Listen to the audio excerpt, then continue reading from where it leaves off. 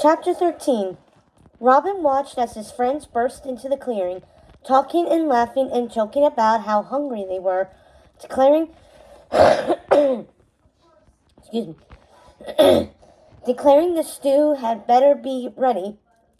They were, as always, a boisterous lot, and he hoped they wouldn't offend Marian with their less than courtly manners. They certainly weren't used to being in the company of fine ladies. In fact, for most of them, it had been months since they'd set their eyes on a female face. Leading the motley crew was Alan Adale, the rooster musician who used to travel the land, singing songs in the taverns for coins. Unfortunately, during his last performance, he'd chosen to sing a bawdy tune about the phony King of England, which had been a great hit with the locals, until the sheriff and his rhino henchmen happened to wander by and overhear it. Let's just say they weren't exactly fans of the lyrics, and, well, in the end, Alan was barely able to escape with his life. When Robin found out, he invited the rooster to camp, where everyone was sure to appreciate his music no matter what he decided to sing about. In fact, it was one of Alan's songs that had dubbed Robin's group of outlaws the Merry Men, even though it was just about as big a misnomer as Little John was. In addition, there were few in the group who could actually be considered merry on a regular basis.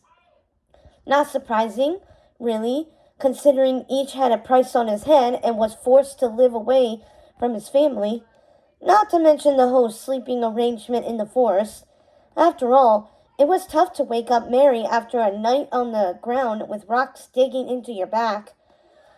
But somehow, the name had stuck, all the same, and Alan Adale had since composed many a song about Robin Hood, Robin's long-time nickname due to his always wearing his green hooded cloak, and his merry men, which he'd sing each night after dinner to much enthusiasm and cheering.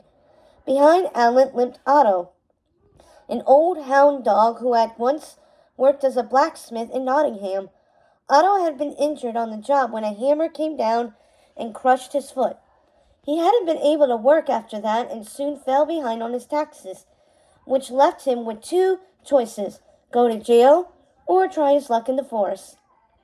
Rounding out the crew was Much, the miller's son, a turtle who had served with Robin in the war, Father Rabbit, who had been outlawed after stealing a bushel of carrots to feed his large family, and Will Scarlet, a smooth-talking cat who had gotten caught fishing in the castle moat. That might not have been an offense worth outlawing had he not, once caught, shoved 5 fish down his gullet before spitting out the bones in Prince John's face. Robin was still regretful he'd missed that particular moment. "Greetings, lads," Robin said with a lazy wave, though inside his nerves were taut. How were they going to react when they saw Marian? "How is it with you this fine evening?" "Very well, sir," Alan exclaimed, prancing into the camp with his beloved lute strapped up to his back. "And we bring news. You'll never guess who's returned to—" He stopped short, so short, in fact, that the other animals slammed into him from behind, causing them all to flail and fall, tumbling to the ground in a tangle of limbs and paws, squawking and squeaking as they dropped. Robin groaned, glancing over at Little John. "Actually, I believe I could wager a guess," he said wryly. He watched warily as, one by one, the animals righted themselves. As they did, they craned their necks to see what had made Alan stop. Or who? Marian raised a paw, smiling shyly. "Hello, boys," she said. Their mouths opened. Their eyes grew wide. For a moment, no one seemed capable of words. Robin supposed he couldn't blame them. He, too, had been speechless when he'd first seen Marian. Will Scarlet seemed to come out of his trance first. He stepped closer, peering at Marian with green eyes that glowed in the firelight. "As I live and breathe," he declared, "you're a girl!" Little John rolled his eyes, very observant, Will, as always. Marian laughed, rising to her feet, still clutching Robin's cloak around her. My name is Marion, she said. Her eyes went from Will to the rest of the crew. She smiled. I'm an old friend of Robin's. The camp erupted into murmurs. Suddenly, everyone seemed to have found their voices at once. Of course, Robin couldn't really blame them. Marion was a bit of a legend around these parts, thanks to his being quite unable to stop reminiscing about their old friendship on lonely nights by the fire. Alan Adale had even taken it upon himself to write a song about the two of them, a song Robin fervently hoped he wouldn't decide to break out now. The animals crowded around Marion, asking all sorts of questions, but not giving her a moment to answer any of them. Robin pushed his way through the throng to protect his friend, waving the others back. Give her space, he declared, or she's going to think you were all born in a barn. To be fair, I was born in a barn, Father Rabbit said sheepishly, if that makes a difference. Robin sighed. Look, Lady Marion is going to be our guest tonight for dinner. Then she will return to her home, and don't worry, he added quickly, catching a few doubtful expressions. I will blindfold her so she cannot find her way back on her own. He gave the vixen an apologetic look. Sorry, he added. It's just a rule we have here. For safety, you know. I completely understand, Marion assured him. Then she turned to the others, walking up to each of them and greeted them in turn. They were far from the creatures she would typically associate with as a lady of the court, largely unsophisticated, rough around the edges, and a bit smelly. But Marion treated them as if they were her personal invitees to a grand ball, and all came away practically blushing under their fur or shell. Robin watched the exchanges from a short distance, feeling his heart grow uncomfortably warm as she sympathized with Otto's hurt foot and complimented much on his armor. Had he really made it himself? She was kind. She was sweet. She was respectful. She was everything he had ever loved about her 3 years before. She hadn't changed a bit, except perhaps she was even more beautiful now, and that was saying something. He sighed dreamily, sinking down onto a nearby log, half in a daze. Thwop! He looked up, startled, as a paw was playfully tapped on the back of his head. Little John stood behind him, a knowing look on his furry face. Come on, lover boy, the bear teased. If you're done dreaming, it's our night to serve the stew. Oh, right, Robin shook himself, embarrassed. He followed John over to the pot simmering on the fire and began handing out hearty bowls of root stew to the group. As Marion took her bowl, he felt a moment of worry that a lady like herself shouldn't be forced to eat such a primitive forest meal. But Marion took a huge bite of her stew and smiled widely, singing its praises and demanding that Little John share his recipe, which made the old bear glow with pride.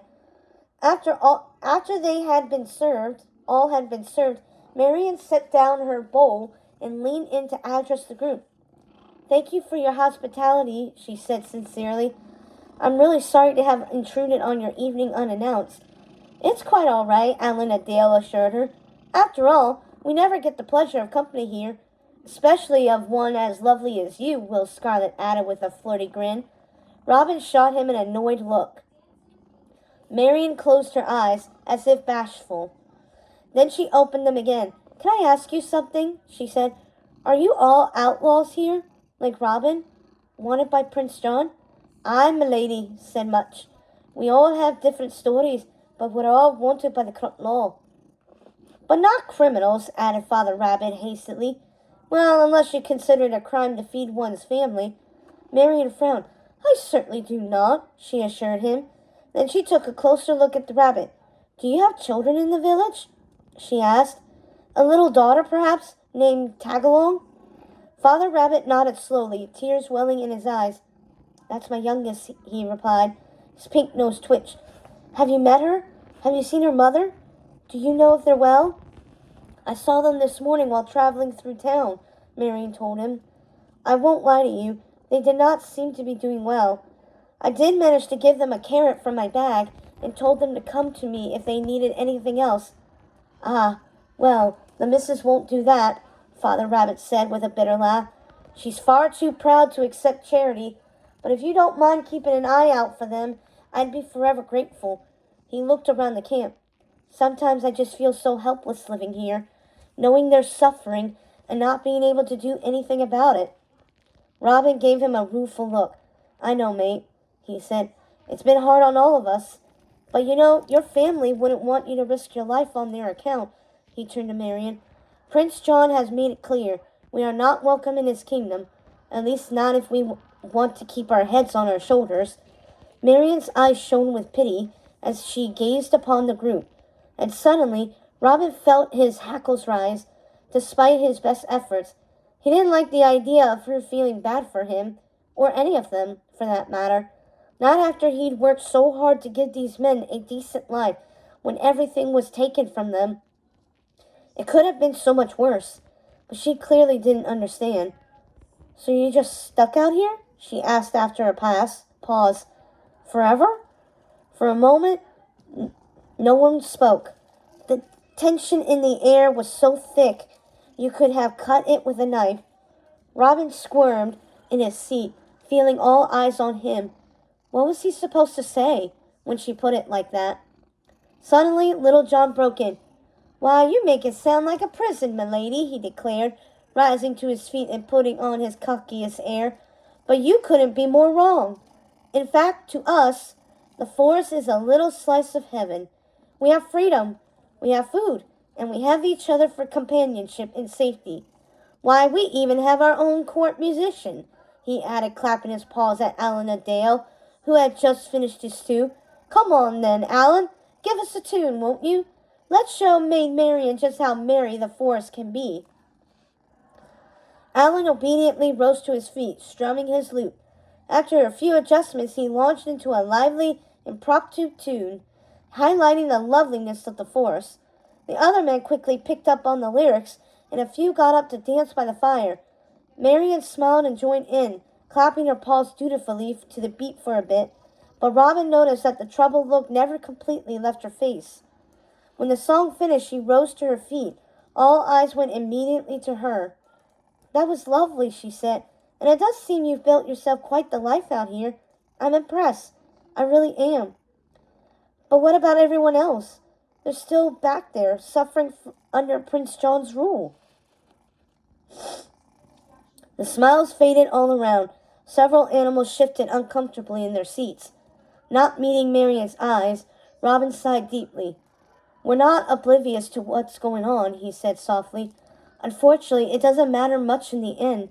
Our king is dead, and like it or not, Prince John is the rightful heir to the throne, and will rule as he will. And there's nothing a few outlaws can do about it. That's not true, Marian blurted out, her eyes flashing fire. Her gaze swept the camp. I refuse to believe there's no hope at all. I mean, what if we banded together? There's strength in numbers, right? What if we were to find a way to take him down, to save the kingdom? For a moment, everyone was quiet. Then Will Scarlet started to chuckle, softly at first, then growing in volume. A few others joined in, one by one, until the entire camp had erupted into laughter. What's so funny? Marian demanded, planting her paws on her hips. Sorry, cried Much, trying to contain himself. It's just, that's a joke, right?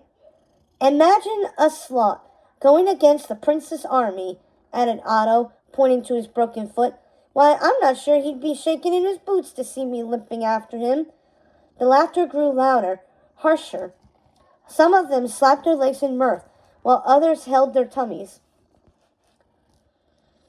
Marian's face crumbled, and Robin grinned from the sidelines, not knowing what to do or say. These were his men, and they weren't wrong. 7 vagabonds and 1 noble lady didn't stand a chance of taking down a king. It was preposterous, and would only get them all killed. So why did he still feel so guilty when he looked upon Marian's face? He rose to his feet and walked towards his old friend. When he reached her, he placed a soft paw on her shoulder. Marian, he tried. She jerked away, whirling to face him. Her eyes were shiny and fixed with mixture of rage and tears. Laugh all you like, she growled, but I refuse to sit around and watch my uncle's kingdom be destroyed. I will do something, even if I have to do it myself. And with that, she stormed out of the camp and into the darkness.